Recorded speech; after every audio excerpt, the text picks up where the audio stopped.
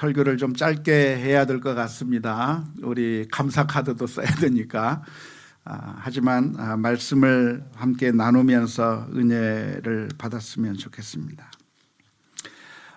복 있는 사람이 누구일까요? 어떤 사람이 정말 복된 사람이라고 할 수가 있겠습니까? 로또에서 거액의 당첨을 한 사람이 복된 사람일까요? 아니면 무병장수하면서 건강하게 오랫동안 살 수 있는 사람이 복된 사람일까요? 물론 그런 사람들도 정말 복된 사람이라고 할 수가 있겠습니다. 우리가 모두 꿈꾸는 바죠. 돈이 많았으면 좋겠고 건강했으면 좋겠고 또 오래 가족들과 함께 행복하게 살았으면 좋겠다고 하는 것이 우리 모두가 가지고 있는 소박한 꿈이라고 생각이 듭니다. 하지만 오늘 시편 32편 1절 2절 말씀에서는 누가 복이 있는 사람인가에 대해서 이렇게 기록하고 있습니다. 허물의 사함을 받고 자신의 죄가 가려진 자는 복이 있도다. 마음에 간사함이 없고 여호와께 정죄를 당하지 아니하는 자는 복이 있도다. 사실 가장 복된 사람을 꼽으라고 한다면 모든 것들이 완벽한 사람이 가장 복된 사람이겠죠. 모든 것들이 다 완벽하고 흠이 하나 없고 모든 것이 완벽하게 갖추어진 사람이 어쩌면 가장 복된 사람이라고 할 수 있을 겁니다. 하지만 이 세상에 그렇게 완벽한 사람이 존재하지 않는다는 데 문제가 있는 것이죠. 돈이 많으면 모든 문제가 해결되는가? 그게 아닌 것 같아요. 돈이 많아도 고통스러운 사람들을 우리 주변에서 너무나도 많이 보고 있는 것이고요. 뿐만 아니라 수많은 사람들이 여러 가지 장점들이 있지만 저 사람은 정말 행복할 것 같다 생각되는 그런 사람이지만 그런데 그 가정 안에 들어가 보면 역시 고민이 있고 아픔이 있고 여러 가지 단점들이 있더라고요. 제가 목회를 하면서 수많은 성도님들을 만납니다. 그런데 어떤 가정을 보면 참 좋은 가정이 있어요. 꽤 돈도 많은 부자인데다가 인텔리일 뿐만 아니라 건강하고 그리고 자식들도 참 잘 되는 것 같고 겉으로 볼 땐 참 괜찮은 것 같아서 야, 저 집은 참 행복한 집안 같다. 저 집은 참 괜찮은 집안 같다 하고 생각을 했는데 알고 보니까 남들에게 말하지 못하는 고민과 아픔들이 있는 것이죠. 우리 인간이라고 하는 것은 완벽할 수가 없는 존재입니다. 뿐만 아니라 우리가 하나님 앞에서도 늘 거룩하고 깨끗하게 살아갈 수 있는 것이 아니라 여러 가지 문제들을 가지고 있는 것이죠. 정말 아무런 죄도 짓지 않고 완벽하고 정말 의롭게 산 사람이라고 한다면 좋겠지만 문제는 우리들 모두에게 다 허물이 있는 것이고 여러 가지 단점들이 있는 것입니다. 그러면 이런 상황 가운데서는 누가 복된 사람인가? 오늘 시편 32편에서 말씀하고 있는 것처럼 허물의 사함을 받은 자, 그 죄가 가려진 자가 복이 있다고 하는 그런 고백이 참된 고백이 되는 줄로 믿습니다. 사람들은 다 흠이 있지만 그러한 흠을 들키지 않기 위해서 노력합니다. 죄를 지었지만 그 죄를 들키지 않으려고 하는 거죠. 그래서 흔히 우스갯소리로 11계명이 있는데 그 11계명에 대해서 들어봤습니까?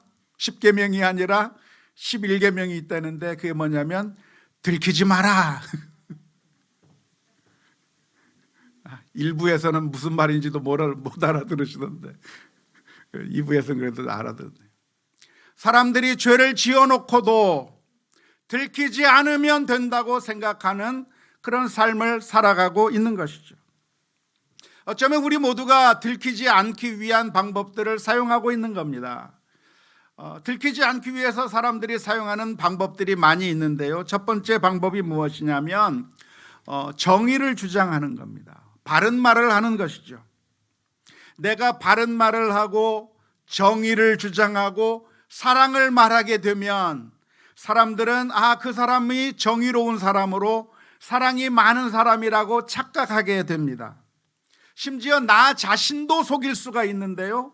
내가 사랑을 많이 하고 정의를 많이 이야기하면 내 스스로가 나는 괜찮은 사람이다, 나는 사랑이 많은 사람이라고 하는 그런 착각에 빠지게 되는 경우가 많이 있습니다.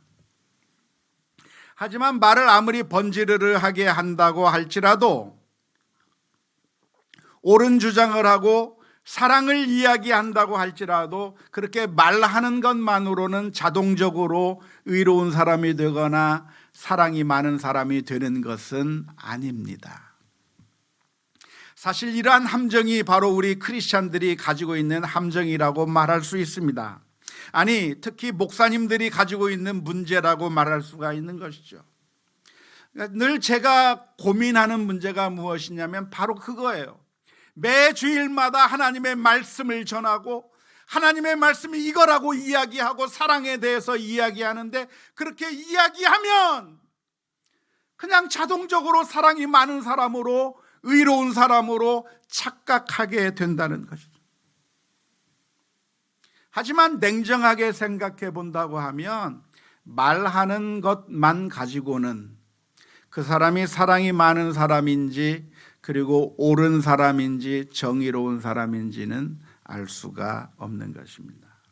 그래서 성경 말씀에서는 우리를 향해서 권면하기를 요한일서 3장 18절 말씀에 자녀들아 우리가 말과 혀로만 사랑하지 말고 어떻게 하자? 행함과 진실함으로 하자. 이게 바리새인들의 문제였고 수많은 성도들의 문제였습니다. 하나님의 말씀을 이야기하고 정의를 이야기하고 사랑하자고 말하고 옳은 것을 주장하는데 그렇게 주장하면 그러면 자동적으로 내가 옳은 사람인 것처럼 보여지는 착시 효과를 가져오고 뿐만 아니라 자기 자신을 속여서 내가 그런 대로 괜찮은 사람이라고 생각하기 쉽지만 그러나 그렇게 정의를 주장한다고 해서 사랑을 말한다고 해서 자동적으로 옳은 사람이 되거나 사랑이 많은 사람이 되는 것은 아닌 것이죠. 두 번째로 우리 스스로를 속이는 방법, 우리들의 죄를 가리는 방법이 있는데요. 그것은 다른 사람들을 비판하는 것입니다. 다른 사람들의 잘못을 들추어내고 비난하게 되는 그 순간 내 자신의 죄에 대해서는 생각할 필요가 없는 것이죠. 어쩌면 정치인들이 하는 행위들이 바로 그런 행위들인데요. 서로 상대방을 향해서 비난하는 겁니다. 아주 상대방의 죄를 들추어내면 그러면 자기 자신은 자동적으로 괜찮은 사람처럼 보여져요. 다른 사람들의 죄를 더 많이 들추어내면 들추어낼수록 나는 괜찮은 사람인 것처럼 생각되게 되는 그런 착시 효과들이 생기게 되는 겁니다. 그래서 사람들은 그 말을 듣고 그 비난하는 사람들에게 오히려 더 표를 많이 주는 그런 결과를 가져오게 되는 것이죠. 뿐만 아니라 또 하나의 착시 효과를 일으키는 것은 바로 선을 행하는 것입니다. 내가 자선 사업을 하고 가난한 사람들을 돕고 불쌍한 사람들을 돕고 여러 가지 선하고 좋은 일들을 하게 되면 그러면 그 사람은 정말 괜찮은 사람이라고 하는 그런 착각을 주게 됩니다.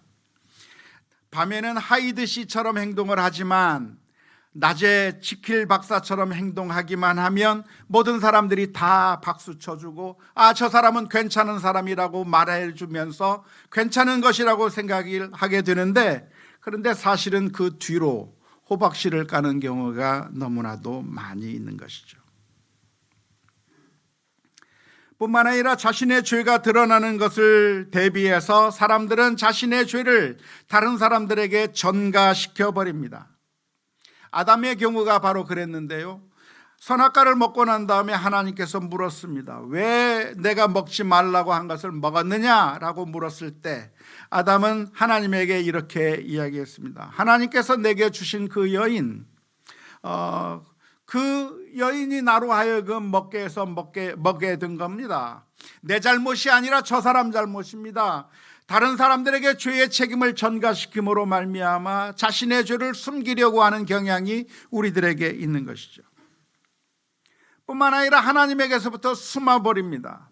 죄를 짓고 나면 그 죄로부터 죄를 지어 그 두려움 때문에 하나님에게서부터 숨어버리는데요, 아담과 하와가 그렇게 했습니다. 하나님께서 동산에서 거니실 때 그들은 숨었습니다. 창세기 3장 8절 말씀이죠. 그들이 그날 바람이 불 때 동산에 거니시는 여호와 하나님의 소리를 듣고 아담과 그의 아내가 여호와 하나님의 낯을 피하여 동산나무 사이에 숨은지라. 우리 교인들도 보면 저랑 같이 밥을 안 먹으려고 그래요. 제가 하나님도 아닌데. 제가 어렸을 때 그랬어요. 내가 무엇인가 잘못을 하게 되면 집에 가지를 못해요. 엄마 아빠가 나를 바라보면 내 죄를 보고 있는 것만 같아서 집에 갈 수가 없는 것이죠. 그래서 숨는 겁니다. 더 나아가 오늘날 우리가 자주 직면하게 되는 것은 죄를 지어놓고 죄가 아니라고 우기는 것입니다. 죄에 대한 기준을 대폭적으로 낮추는 것이죠. 마치 운전을 하는 것과 마찬가지인데요, 모든 운전하는 사람들이 다 과속을 하고 있기 때문에 다 과속을 하고 있는 그 상황 가운데서 내가 과속하는 것은 괜찮은 것이라고 스스로 안위하는 겁니다. 이런 방식으로 사람들은 죄에 대해서 기준을 낮추어 버리는데요, 동성애가 죄가 아니라고 그렇게 주장하면서 그 일을 하는 것이죠. 미워하고 시기하고 질투하고 살아가는 것이 하나님께서 원하지 않는 것인데 그것은 인간의 자연스러운 행위라고 생각하면서 그냥 미워하면서 사는 겁니다. 질투하면서 살아도 괜찮다고 생각하는 겁니다. 하나님의 기준이 높게 있지만 그 기준이 아니라 다른 사람들과 비교해 보면서 이런 정도는 괜찮은 것이라고 우리 자신을 스스로 속이면서 살아가는 것이죠. 또 나아가서 사람들은 하나님이 없다고 이야기합니다. 심판이 없다고 이야기합니다. 우리나라에서 이루어진 갤럽 조사에서 한국인의 종교의식을 물었는데요, 우리나라 국민 가운데 최후의 심판이 있을 것이라고 믿느냐, 그렇게 생각하느냐라고 하는 질문에 몇 명이 심판이 있다고 대답을 했을까요? 최후의 심판이 있다고? 60%의 사람들은 하나님이 있다고 하는 것과 심판이 있다고 하는 것을 부정했습니다. 그냥 이렇게 살다가 죽는 것이지 심판은 없어, 하나님이 없어 라고 이야기해야 자신들의 마음이 편해지기 때문에 그렇게 이야기하는 겁니다. 왜냐하면 죄를 짓고 나서 그 죄책감 때문에 하나님이 없다고 이야기하고 심판이 없다고 이야기해야 마음이 편해지기 때문에 그렇습니다. 하지만 문제는 그렇게 한다고 해서 우리들의 악한 것들이 없어지거나 죄가 사라지는 것이 아니고 허물이 사라지지 않는다는 데 문제가 있습니다. 그런데 오늘 성경 말씀에서는 시편 32편의 말씀에 누가 복이 있는 사람인가? 그 허물을 용서받은 사람. 잘못을 저질렀지만 그 잘못에 대해서 하나님께서 용서해 주셔서 그 용서를 받은 자가 복이 있다고 말씀하고 있습니다. 우리 가운데 그 누구도 완벽한 사람이었고 누군가는 실수를 하고 누군가는 어떤 잘못을 하고 우리가 연약할 수밖에 없는 우리 인생들이라고 한다면 누가 복이 있는가? 죄를 안 지은 사람이 복이 있는 것이 아니라 죄를 안 지은 사람이 단 한 사람도 없기 때문에 누가 복이 있는가? 용서함을 받은 사람이 복된 자다 말씀하고 있습니다. 우리가 용서받지 못하게 된다고 하면 고통스러울 수밖에 없습니다. 시편 32편 3절 4절 말씀에 보면 이렇게 표현합니다. 내가 입을 열지 아니할 때에 종일 신음함으로 내 뼈가 쇠하였도다. 주의 손이 주야로 나를 누르시오니 내 진액이 빠져서 여름 가뭄에 마름같이 되었나이다. 종종 범인이 잡힌 뉴스가 방영이 될 때가 있는데요, 수많은 사람들을 죽인 그 살인범이 혹은 어떤 아주 악한 죄를 저질렀던 사람이 계속 숨어 다니고 도망 다니다가 그러다가 경찰에 잡혔습니다. 그래서 잡혀가지고 인터뷰를 할 때 그때 잡힌 범인이 뭐라고 인터뷰를 했는지 혹시 기억이 나십니까? 보통 이렇게 이야기합니다. 차라리 잡혀서 잘 됐어요. 도망 다니는 것이 괜찮지 않았던 겁니다. 안 잡혔지만 그러나 그 죄가 그 사람의 양심을 짓누르고 너무나도 힘들게 해서 차라리 죄값을 받아버리는 것이 내게 더 편하겠다고 하는 말을 하는 것이죠. 우리도 역시 마찬가지입니다. 우리가 죄악을 그대로 가지고 있다고 한다면 우리는 고통스러울 수밖에 없는 것인데요, 그런데 놀라운 것은 우리가 하나님 앞에 나아가서 하나님, 나의 잘못을 회개하고 하나님 앞에 죄를 고백하면 하나님은 용서해 주신다고 약속해 주십니다. 요한일서 1장 9절 말씀에 보면 이렇게 기록합니다.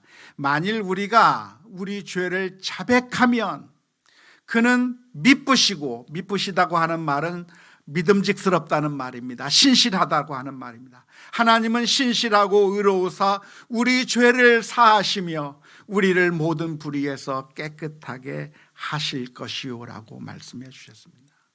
하나님은 어떤 하나님이십니까? 하나님은 우리들의 흠을 찾아내서 거부권을 행사해야 하는 그런 분이 아니십니다. 경찰처럼 누구에게 죄가 있는가 죄가 없는가를 따져보면서 그 죄 있는 사람을 잡아다가 감옥에 집어넣는 그런 역할을 하는 경찰과 같은 하나님이 아닙니다. 음주운전 단속하듯이 경찰들이 쭉 줄을 서고 있어가지고 차들이 지나가는 차마다 살펴보면서 바람을 불어보라고 하고, 그래서 음주를 했으면 그 사람에게 벌칙을 때리는 그런 분과 같은 분이 하나님이 아니라는 것이죠. 제가 예전에 미국에 첫 유학을 가게 되었을 때 미국 공항에 내렸습니다. 미국 공항에 내렸는데 제일 첫 번째 관문이 어디냐면 입국 심사하는 그런 관문이었습니다. 비록 이곳에서 입학 허가서도 받았고 비자도 받았고 모든 서류를 다 완벽하게 갖추고 있었지만, 그러나 들리는 얘기가 무슨 얘기를 하냐면 입국심사관이 있는데 그 입국심사관이 받아들여주면 미국에 들어갈 수 있지만 안 받아들여주고 리젝트 해버리면, 거부해버리면 그 미국 땅에 가서도 다시 비행기를 타고 돌아와야 된다고 하는 이야기를 들었어요. 그래가지고 우리 두 아이를 데리고 아내와 함께 입국심사대 앞에 서는데 얼마나 벌벌벌 떨리는지 모릅니다.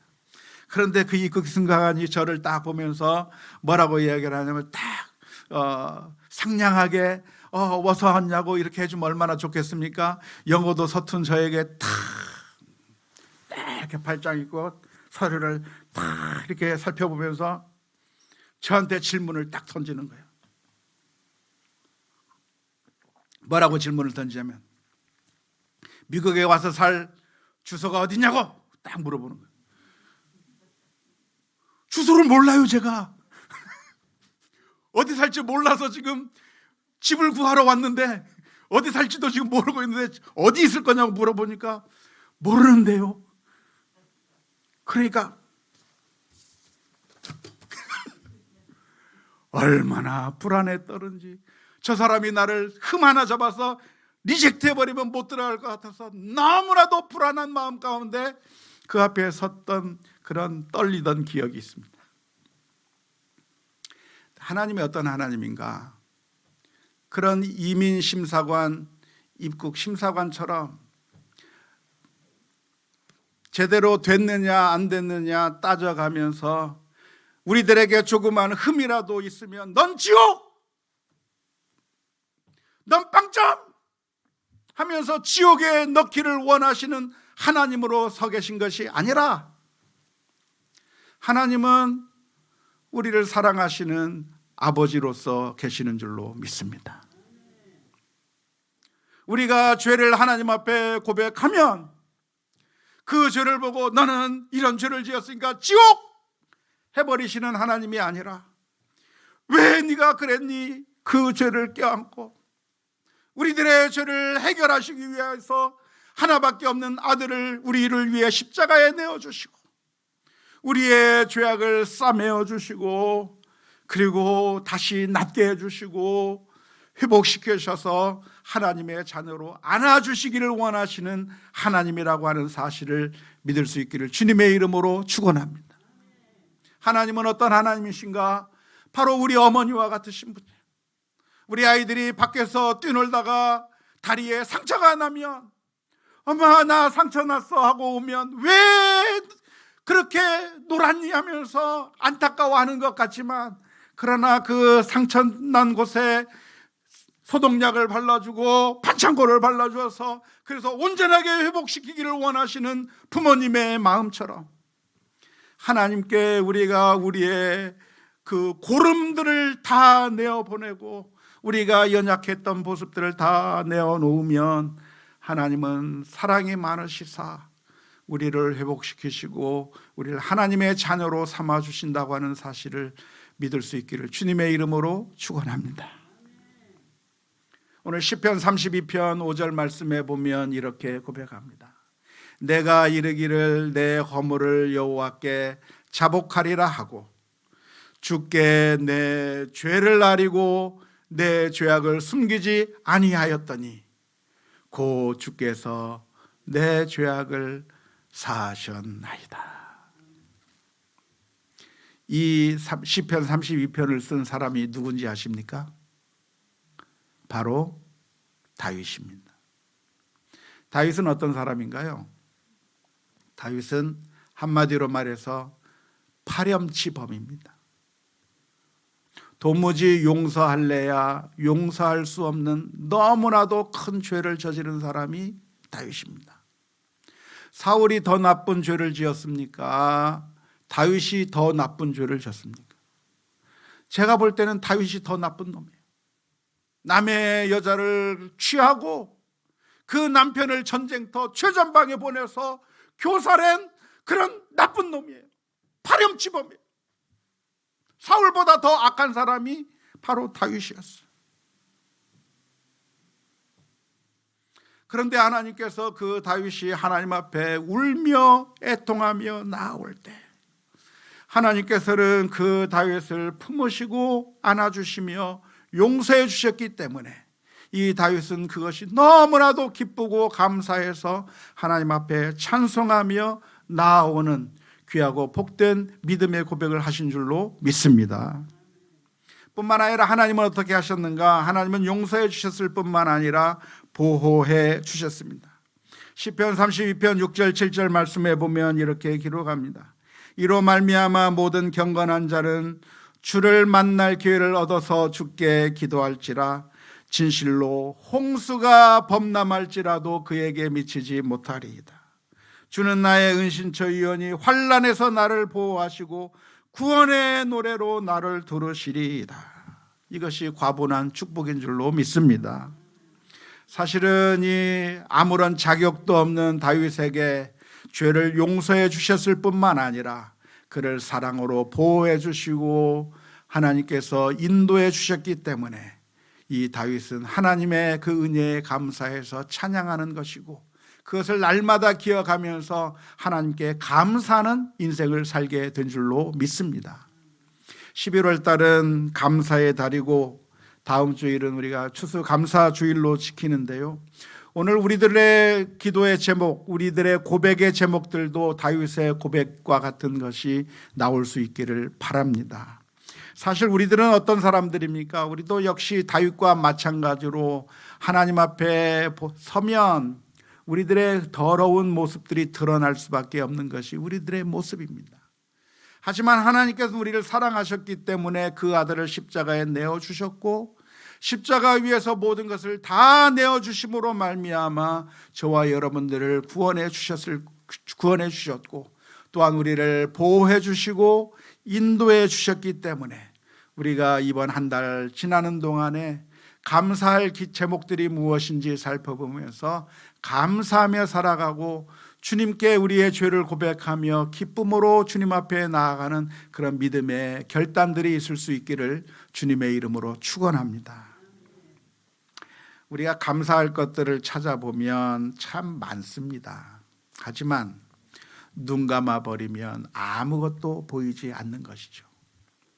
마치 우리 자녀들과 같은데요. 우리 자녀들이 어렸을 때 보면 부모님에게 엄마, 아빠 감사해요 라고 하는 말을 많이 합니까? 불만을 더 많이 터뜨립니까? 불만을 더 많이 터뜨리죠. 장난감 안 사준다고 떼를 쓰고 왜 내 맘대로 하지 못하느냐고 그렇게 항의하고 불만으로 가득 차 있는데 그 불만으로 가득 차 있는 그 아이가 언제 불만으로 가득 차 있어요? 엄마 아빠의 집에서 살면서 그런 불만을 터뜨리는 거예요. 하루 세끼를 먹여주고 좋은 옷으로 입혀주고 보호해주고 온갖 사랑을 베풀어서 그 아이에게 모든 것을 다 해주고 있는데 그러한 감사에 대해서는 아무것도 기억하지 못하고 오로지 자기가 원하는 것 하나 안 들어준다고 불평하고 원망하던 그런 꼬마 아이들의 모습처럼 혹시 우리들의 모습도 하나님의 은혜에 그런 걸 망각해버리고 우리가 불만과 불평 가운데 살아가고 있는 것은 아닌지 우리 자신을 돌아볼 수 있는 그런 시간이 될 수 있기를 주님의 이름으로 축원합니다. 오늘 결론은 무엇입니까? 시편 32편 9절 말씀에서 이렇게 말합니다. 너희는 무지한 말이나 노새같이 되지 말지어다. 그것들은 재갈과 굴레로 단속하지 아니하면 너희에게 가까이 가지 아니하리로다. 노새처럼 말처럼 이것들은 짐승들은 굴레를 통해서 재갈을 통해서 끌어야만 걸어가는데 그렇게 살지 말고 하나님께 가까이 나아가고 하나님께 감사함으로 나아가고 회개하며 나아가는 것이 그것이 우리에게 복된 길이라고 이야기하고 있는데 원하기는 우리 모두가 그렇게 하나님 앞에 나아가야 될 줄로 믿습니다. 10절 11절 말씀 32편 10절 11절 말씀에 이렇게 기록합니다. 악인에게는 많은 슬픔이 있으나 여호와를 신뢰하는 자에게는 인자하심이 두루리로다.